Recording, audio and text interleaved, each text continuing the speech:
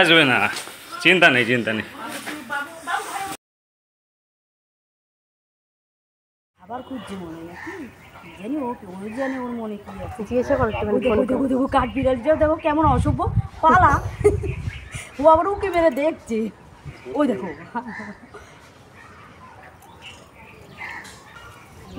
এই বেটিতে মানা করলাম ছেলেকে ডাকতে না, তাও আবার যাবে আবার শুনবে। Hello everyone, welcome back to Reptopedia. আর রেপ্টোপিডিয়া থেকে আমি জয়দেব মজুমদার আবার একটা ওয়াইল্ড লাইফ রেস্কিউ ভিডিও নিয়ে দেখা হলো। তো বর্তমানে রানাঘাটের কোনো একটা জায়গায় এসেছি, সেই লোকেশনটা আমি জেনে আপনাদের বলছি। তো এখানে যে বাড়িটা দেখতে পাচ্ছেন, এখানে প্রচুর জঙ্গল রয়েছে আর একদম টাউনশিপের মধ্যে, বসতির মধ্যে একটা বাড়ি, পরিত্যক্ত বাড়ি। আর এই বাড়িতে আমরা রাতে কালকে এসেছিলাম, কিন্তু অনেক সার্চ করেও রাসেল ভাই বা বড় আমরা ধরতে পারিনি। এখানে একটা ট্যাঙ্ক রয়েছে, সে ট্যাঙ্কে কোনোভাবে পড়ে যায় সাপটা, কিন্তু সেটা উদ্ধার করা সম্ভব হয়নি, এমনই জায়গা সেটা। তো এখানে আরও একটা সাপ রয়েছে, আর ভিডিও এক ভাই করে দিচ্ছে অপোজিট সাইড থেকে, কারণ এখানে কেউ কিন্তু নামতে সাহস পাচ্ছে না, প্রচুর জঙ্গল এখানে রয়েছে আর একদম পরিত্যক্ত বাড়ির মধ্যে কিন্তু সাপ রয়েছে। আর এই সময় কিন্তু রাসেল ভাইপারের মেটিং কমপ্লিট হচ্ছে বা মেটিং চলছে, এরকম সময় এই সময় কিন্তু একটার বেশি সাপ থাকে। তো এখানেও কিন্তু সেটাই হয়েছে, আরও দুটো একটা সাপ কটা আছে তার ঠিক নেই, আমি সার্চ করে দেখবো সাপ কটা পাওয়া যায় এখান থেকে। তো ভিডিওর সঙ্গে কন্টিনিউ থাকবেন, দেখতে থাকবেন কীভাবে সাপ রেস্কিউ করা হয়। মানে ফার্স্ট দেখেছিলেন কোন দিকটা করে? ফার্স্ট দেখেছিলাম এই কলা গাছের পাশে নিচের দিকটাতে, তারপরে ওই পাঁচিলের দিকে চলে, তারপর ওই দিক দিয়ে ভেতর দিয়ে ওই দিকে পাঁচিলের কর্নারে চলে গেছে। আচ্ছা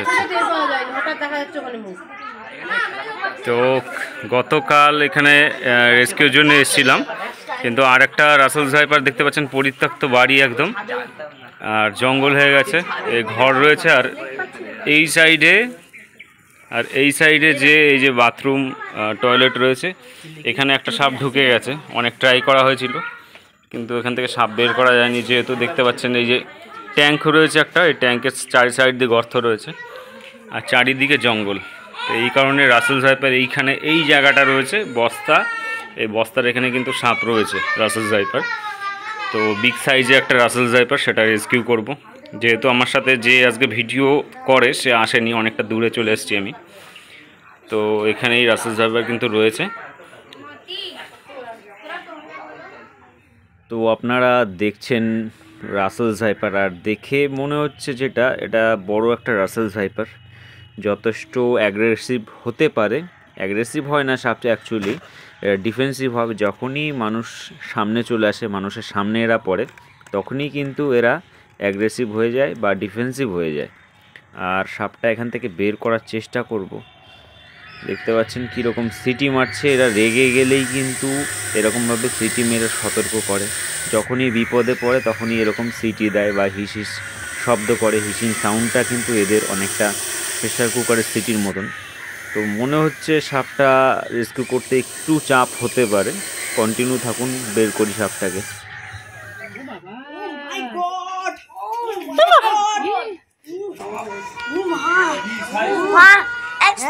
বাবু পড়বি। ও দাদা, এ দাদা ঘরে ঢুকে যাবে, দাদা ঘরে ঢুকে যাবে, আপনি আগে ভরেন, আগে ভরেন। আরে ঢুকে যাবে ফাঁকা দিয়ে, চুপ কর না।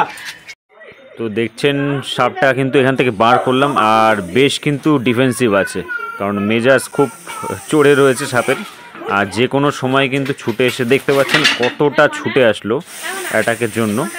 তো এরা আত্মরক্ষার জন্যই এরকম মুভমেন্টগুলো করে থাকে, খুব সাবধান থাকতে হবে আমাকে। তোরা তো বকছো কেন? আওয়াজ করছে দেখেছো কেমন? দাঁড়া পড়ে যাবি তোরা। বাবা আমি পড়ে গেছি। দেখ ফোঁস করছে। এই ফোনটা দাঁড়াও দাঁড়াও দাঁড়াও, চুপ করো। একটা থেকে তোলো। মামা এদিকে আসছে। এই এই এই আরে চিল্লায় না, ও ঠিক দেখি একটুখানি হাতটা ইয়ে করে আমি দিয়ে যাই। তো সাপটা যাতে ঘরে ঢুকে না যায় সেদিকে আমার কিন্তু চেষ্টা করতে হবে, কারণ সাইডে দরজার পাশে কিন্তু একটু ফাঁকা রয়েছে আর খুবই ডিফেন্সিভ। আর ওইদিকেও জঙ্গল রয়েছে, জঙ্গলে ঢুকলে আবার বেশ কিছুক্ষণ সময় লাগবে ওকে বার করতে জঙ্গল থেকে। আপনারা একটু শান্ত থাকেন, এত চেঁচামেচি করলে তো হবে না।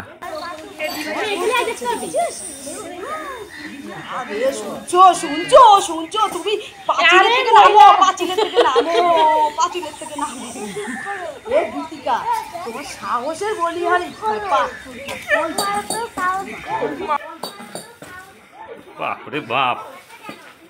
তো দেখছেন আমি এক হাতে ভিডিও করছি আর বা হাত দিয়ে কিন্তু স্টিক দিয়ে কন্ট্রোল করছি।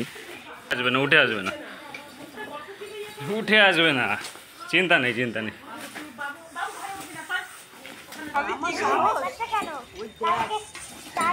আমার ছেলেও চুপ।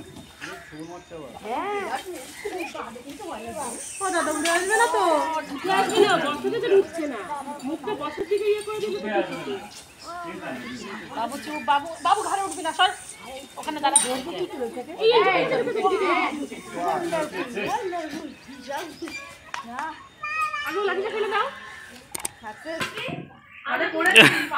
তো সাকসেস অবশেষে ধরা পড়লো আমাদের ঘরের পেছনে চন্দ্রকোনা সাপ।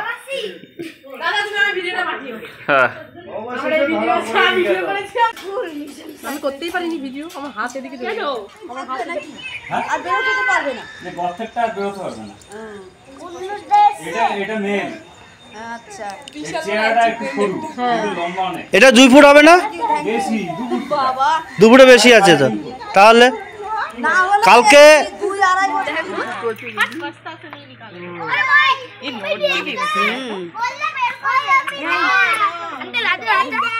বেশি আছে, 1 কেজি 600। 1 কেজি 600 মতন ওয়েট রয়েছে রাসেল ভাইপারের। তো এখানে দাঁড়া, বুঝতে এখানে পারছেন কতটা বড় রাসেল ভাইপার। তো আবার টাটা ভাই, রেস্কিউ করলাম, খুব সাবধানে রেস্কিউ করলাম। আবার টাটা, আবার টাটা। তো দেখলেন এই যে এই লোকেশন থেকে Russell viper, big size Russell viper খুবই অ্যাগ্রেশনে ছিল। তো এখানে কেউ নেমে যে ভিডিও করবে সেই পজিশনও ছিল না। আর এখানে আরেকটা রাসেল ভাইপার কালকে আমরা এসেছিলাম কিন্তু পাইনি, সন্ধ্যা হয়ে গেছে সেটা বের করার জন্য। আর এটা অনেকটা বড় একটা male Russell viper. Male Russell viper আমি এত বড় রাসেল ভাইপার মেল খুবই কম পেয়েছি। আর ফিমেল যেটা ছিল এর থেকে অনেক বড়, প্রায় 4.5 ফুট লম্বা, সেটা এটাও প্রায় 4 ফুট লম্বা হবে।